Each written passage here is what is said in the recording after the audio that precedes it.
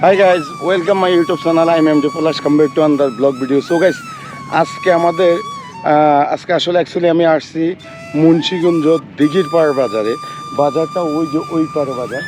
আসলে এই দিঘির পাড় বাজার সোমবার এবং শুক্রবার। যদি আপনারা কেউ এই দিঘির পাড় বাজারে আসেন তাহলে ঢাকা থেকে আসলে গুলিস্তান থেকে ডাইরেক্ট বাস মুক্তারপুলে আসবেন। মুক্তারপুল থেকে অটো কিংবা সিএনজি করে আপনারা দিঘির পাড় বাজার আসবেন। তবে সকাল 6টা থেকে দুপুর 12টা পর্যন্ত আসলে বাজারটা থাকে। আর গাইজ আমি আসতে একটু লেট হয়ে গেছে, তাই আমি আসলে এই পাড়া আসছি। আমি গ্রামের ভিউগুলা খুবই অসাধারণ। আর গাইজ আমার ভিডিওগুলো যদি আপনাদের থেকে ভালো লাগে তাহলে অবশ্যই আমার চ্যানেলটাকে সাবস্ক্রাইব করে পাশের নোটিফিকেশন বেল আইকনটাকে ওল দিয়ে চাপিয়ে রাখবেন। পদ্মার চরের মানুষের জীবনযাপন এবং কি গাইজ আরেকটা কথা বলে রাখি আপনাদেরকে, এই যে বেদের পাড়ার মতন যে এইটা দেখতেছেন, এরা আসলে নেত্রকোনার থেকে আসছে এইখানে কাজ করার জন্য। আর এইখানের গ্রামের যত সৌন্দর্য আছে বাজারের সব কিছু আপনাদের সামনে আজকের এই ভিডিওতে তুলে ধরবো। So guys let's go. So guys এখন আমরা এই যে বেদে পাড়ায় ঢুকবো।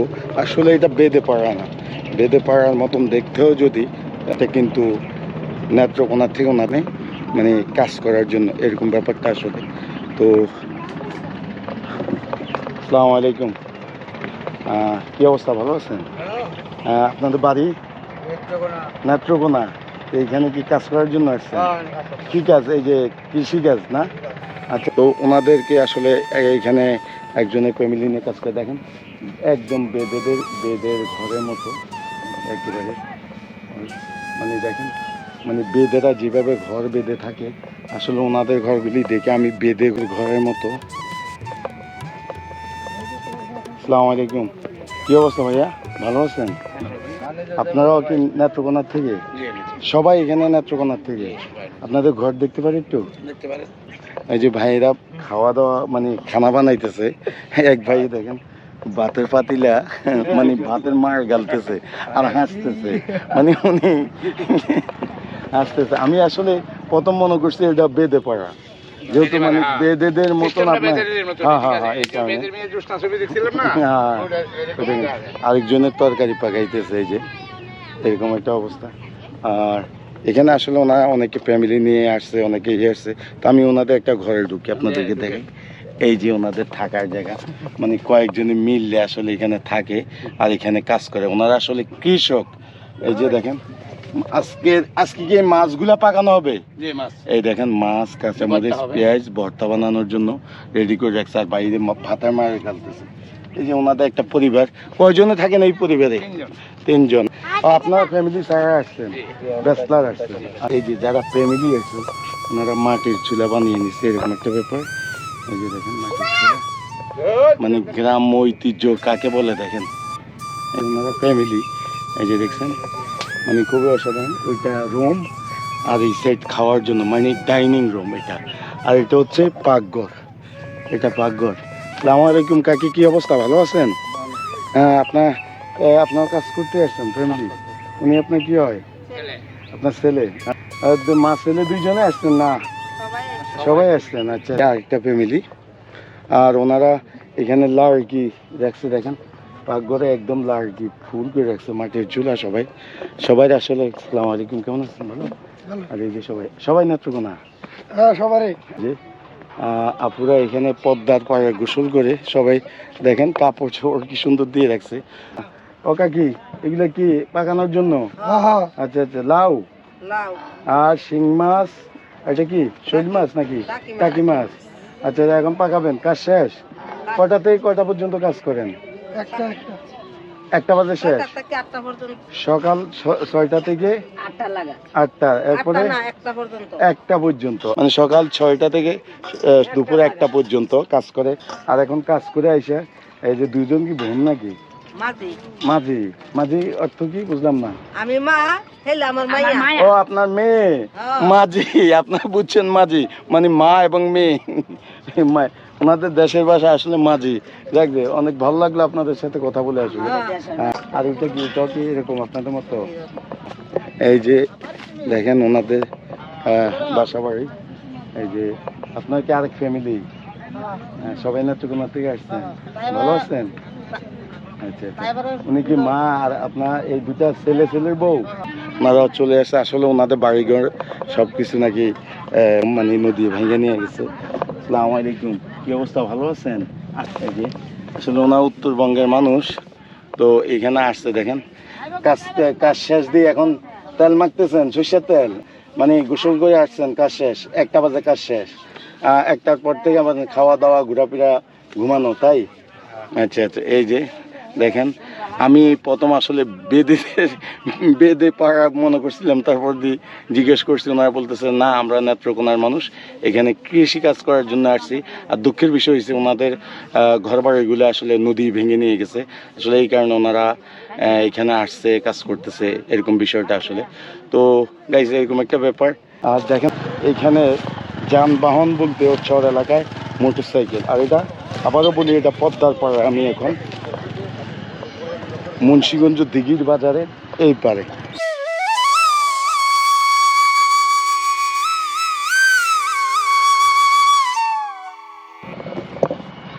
আর একটা কথা বলে রাখি আপনাদেরকে, আমরা গ্রামের মাঝে জানি না ওনারা কি বলে, এই যে শলা দিয়ে গরুর গোবর দিয়ে লাড়কি বানায় জ্বালানোর জন্য। আসলে দেখেন কি সুন্দর, গ্রামের ঐতিহ্য সুন্দর। আর ওনারা এই যে ছোট্ট একটা গ্রাম, সামনে নদীর পাড়ে মানুষ কাজ করতেছে।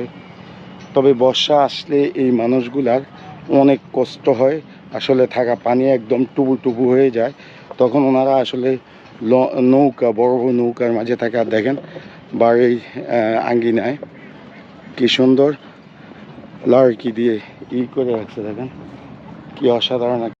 দেখেন পদ্মার মানুষের জীবন যাপন, ওনাদের সেম বেদে বস্তির মতন ওনার ঘর বানিয়ে থাকে। এই যে আরেকটা ঘর বানাচ্ছে ঘাস উঠিয়ে। তবে বর্ষা আসলে নাকি এখানে মানুষ থাকতে পারে না, চলে যেতে হয়, এরকম ব্যাপারটা। মানে বর্ষা চলে যাওয়ার পরে ওনারা আসলে এখানে থাকে আর এখানে কৃষিকাজ করে, মূলত ওনারা কৃষিকাজ করে।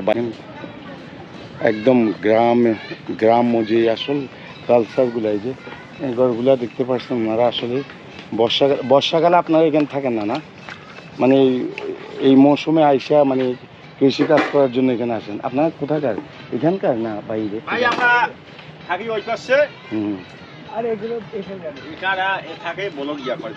আচ্ছা আচ্ছা, মানে এখন আপনারা এই কাজ করার জন্য এই সেদে এসে থাকতেছেন?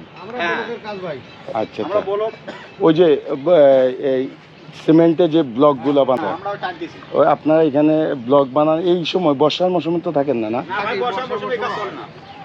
এই কাজ চলে না। দেখেন এই যে ভাইরা আসলে নদীর ওই পারে মানুষ, তো এখানে ওই যে নদীর পাশে যে ব্লকগুলা দেয় পাড়ে দেওয়ার জন্য, নদীর পাড় যখন না ভাঙে, এরকম ব্যাপার।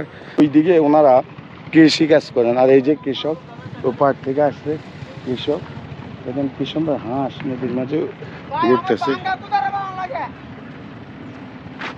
আরেকজনে বাঙ্গা গুতারা বাইতেছে, এরকম একটা ব্যাপার। আর দেখেন কি অসাধারণ দৃশ্য, ছোট ছোট গ্রাম, মানে বর্ষার সিজন আসলে কিন্তু ওনারা এখানে থাকতে পারে না।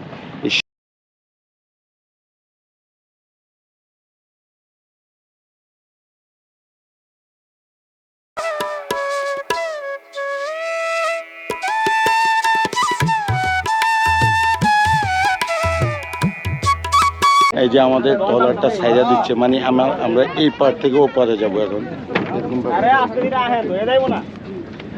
কাউকে থুয়া যাবে না বলতেছে। দেখেন মানুষ আসতেছে এখন। আর এই যে ট্রলার বেড়ে গেছে, সবাই 10 টাকা করে আসলে ট্রলার উঠছে, একজন 10 টাকা করে। লোকালদের সাথে যদি আপনি যান 10 টাকা করে, আর আপনার যদি রিজার্ভ নৌকা নিয়ে এপার ওপার হন তাহলে 100 টাকা, এরকম ব্যাপারটা আসলে। তো আমি লোকালদের সাথে চলাটা আসলে বেশিরভাগ পছন্দ করি, তাই আমি লোকালদের সাথেই চলি। ট্রলার দিয়ে এপারে এসে পড়লাম।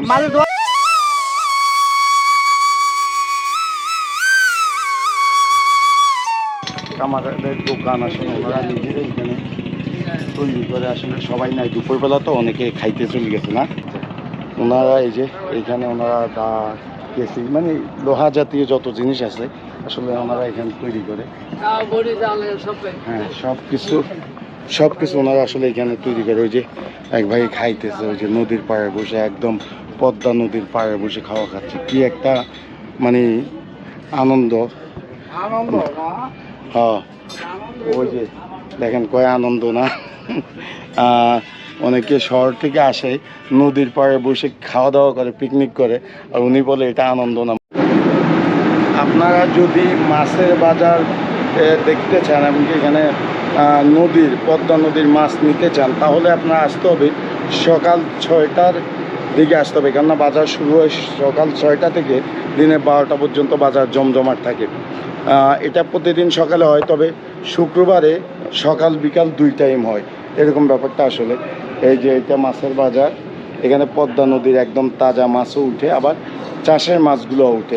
আর গাইজ 80-র দশকে মেশিনে সর্ষা ভাঙিয়ে যে তেল বাইর করে মানুষের ব্যবহার করতো, সেই মেশিনগুলো দেখেন। এগুলো আসলে এখন আমাদের বাংলাদেশ থেকে অনেক জায়গা থেকে উঠেই গেছে। তো আমি এখানে আসলে মাছের বাজারের সাথে এটা দেখে একটু অবাক হয়ে গেছি। মানে সেই ছোটোবেলায় দেখছি এই ধরনের মেশিন, কিংবা খৈল বাইর করতো গরুর জন্য, সর্ষা করে ভাঙিয়ে আর আপনার তেল নিয়ে যেত বাড়িতে, বাসা বাড়িতে। মানে আগের দিন যারা গৃহস্থী বাস করতো তাদের এগুলি ছিল, কিন্তু এখন সচরাচর পাওয়া যায় না। তো আমি এখানে আসার পর দিই এই দিঘির পাড় বাজারে মাছের বাজারের সাথে আসলে এই সর্ষার মেল দেখে, মানে কাস্টমার নাই, গ্রাম্য মানুষ যখন সর্ষা নিয়ে আসে ওনারা এখানে ভাঙিয়ে তেল বের করে দেয়। আর যে এটা হচ্ছে সর্ষার খৈল, একদম পিওর, খুবই অসাধারণ আসলে ঘ্রাণটা। মানে আসলে যারা আসলে চিনেন তাদের জন্য, তারা হয়তো বুঝবেন এই জিনিসটা, খুবই অসাধারণ। আর এখানে আটার মেশিনও আছে, মানে গ্রামের মানুষ গম নিয়ে আসে, সে আটার মিলও আছে, ওই যে আটার মিল। আর এই যে মামা হচ্ছে এই দোকানের মহাজন, ওই যে আরেক মামা বসে আছে ওই দিক দিয়ে, দেখেন মাছের বাজার, একদম মাছের বাজারের সামনে। আর এটা হচ্ছে মেইন বাজার, যেটা সবসময় থাকে, প্লাস্টিকের দোকান, ফার্নিচারের দোকান, গ্রামের মানুষে যায় সবসময় থাকে। তবে মেইন বাজারটা যদি আপনার পেতে হয় শুক্রবারে সকাল 6টা বাজে আসতে হবে, তখন ভিউটাই অন্যরকম, মানে খুবই অসাধারণ। এই যে বাজারের ভিউটা দেখেন, এই অসাধারণ। আর এই কাঠের বাজার, এটা দেখেন কবুতরের বক্স বানিয়ে রাখছে, কি সুন্দর, মানে করে টিন দিয়ে, কি অসাধারণ। মানে গ্রামের মানুষ আসলে সচরাচর এইগুলোই ব্যবহার করে।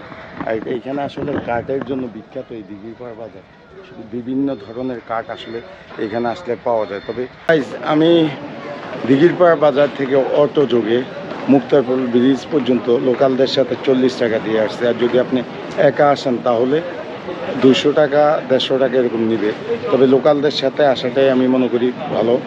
তো ওই মুক্তারপুর ব্রিজ দেখা যাচ্ছে, মুক্তারপুর ব্রিজ থেকে আপনি 10 টাকা দিয়ে মুন্সিগঞ্জ লঞ্চঘাটে আসতে পারবেন। লঞ্চঘাট থেকে আপনি ঢাকার যদি লঞ্চে যান কিংবা বাসে যান, এখানে বাসও পাবেন, লঞ্চও পাবেন। তো আমি লঞ্চে করে যাব, সেই কারণে আমি মুন্সিগঞ্জ লঞ্চঘাটে আসছি।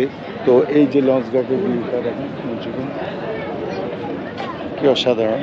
তো আমাদের লঞ্চটা অলরেডি আসছে, এখানে প্রতি ঘন্টায় ঘন্টায় লঞ্চ পাবেন, মানে ঢাকা সদরঘাট যাওয়ার জন্য মুন্সিগঞ্জ লঞ্চঘাট থেকে। এই যে এই লঞ্চটা আসতেছে, আমরা এখন এটাই করে ঢাকায় চলে যাব।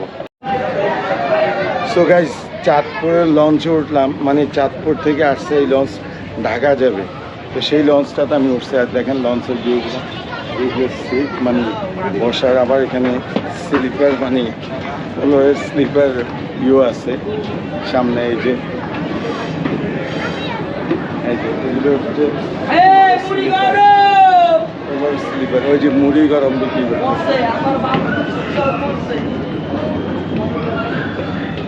এই যে পোলারের স্লিপারগুলো, এগুলা চাঁদপুর থেকে 100 টাকা করে, আর সিটে করে আসলে 150 টাকা, কেবিনে আসলে 500, 600, 1000, এক একটার এক এক দাম। তো আমরা এখন ছাদে যাচ্ছি গাইজ। এই যে এইখান থেকে লঞ্চ ড্রাইভার, উনি লঞ্চটাকে পুরো কন্ট্রোল করে এখান থেকে, মানে ড্রাইভার এখানে ইঞ্জিন পরিচালিত হয় একদম পিছনে, এখান থেকে টন টন টন আওয়াজ করে ইঞ্জিন, মানে উপর নিচে করার। ওনার কাছে শুধু স্টার্টিংটা, ডান বাম যেদিকে নেওয়ার, মানে লঞ্চটাকে কীভাবে ঢাকা পর্যন্ত নিয়ে যাবে আসলে ওনার হাতে। ইঞ্জিনের ওইখানে আরেকজন আছে, এখান থেকে যখন সাউন্ড করে বেল্টের এরকম একটা সুতো আছে, ওইটাকে টান দেয়। ওনাদের একটা হিসাব আছে, 2টা 3টা, কয়টা দিলে কমাবে, কয়টা দিলে বাড়াবে, এরকম একটা হিসাব আছে। এরকম মারলে এখান থেকে ইঞ্জিন মানে স্পিড কমে এবং বাড়ে, এরকম আসলে ব্যাপারটা। আর এই সুন্দর ভিউগুলা এই যে এই ব্রিজটা করে আপনার ঢাকা থেকে বাসে করে আসলে এই যে এইখানে বাস স্ট্যান্ড, এখান থেকে আপনি দিঘির পাড় বাজার, যে কোনো বালিয়ারহাট যেখানে যান, যে কোনো হাটে যান, এখান থেকে অটো সিএনজি করে মোটর বাইকে করে যেতে পারবেন। বাস চলে না, এই পারে কোনো লোকাল বাস নেই, এরকম ব্যাপারটা। ওপার পর্যন্ত লোকাল বাস, ওপারে লোকাল বাসে এসে আপনি 10 টাকা দিয়ে এই ব্রিজটা পার হতে হয়। পৃথিবীর সবচেয়ে সুন্দর ভ্রমণ যদি আপনি করতে চান তাহলে আমি বলবো নদীপথে ভ্রমণ করবেন। দেখেন শুধু ভিউগুলো দেখেন, কি অসাধারণ। গাইজ আরেকটা লঞ্চ আমাদের পাশ দিয়ে ক্রসিং করতেছে, এটা চাঁদপুরের লঞ্চ, ঢাকা টু চাঁদপুর। দেখেন মামারা চায় আছে আমাকে দিকে, দেখেন কি অবস্থা। ঢাকা টু চাঁদপুর ইগল যাচ্ছে, আমাদের পাশ দিয়ে চলে যাচ্ছে। এটা চাঁদপুর যাবে আর আমরা ঢাকাতে যাচ্ছি, এরকম একটা ব্যাপার। কি অসাধারণ, মানে নদী পথের মতন এত সুন্দর ভ্রমণ, এত আনন্দ করে, মানে আপনি আসলে অন্য কোথাও বাসে কিংবা ট্রেনে এত সুন্দর ভ্রমণ করতে পারবেন না। নদী পথে যেই ভ্রমণটা করলে আপনি একটু আনন্দ পাবেন। সো গাইস, মুন্সিগঞ্জ দিঘির পাড় বাজারে ভিডিওটা আজকে এই পর্যন্তই। সবাই ভালো থাকবেন, সুস্থ থাকবেন। আর সবসময় আপনাদেরকে একটা রিকোয়েস্ট করি, আমার ভিডিওগুলো যদি আপনাদের থেকে ভালো লাগে তাহলে অবশ্যই আমার চ্যানেলটাকে সাবস্ক্রাইব করে পাশে নোটিফিকেশন বেল আইকনটাকে অল দিয়ে চাপিয়ে রাখবেন। আর গাইজ আমার ভয়েসটা উত্তরবঙ্গে যাওয়ার পর থেকে যে একটু হয়ে গেছে, সেটা ঠিক হয়নি, তো আমি তার জন্য দুঃখিত, আপনারা একটু ম্যানেজ করে নেবেন। তো সবাই ভালো থাকবেন, সুস্থ থাকবেন। আল্লাহ হাফিজ, বাই বাই।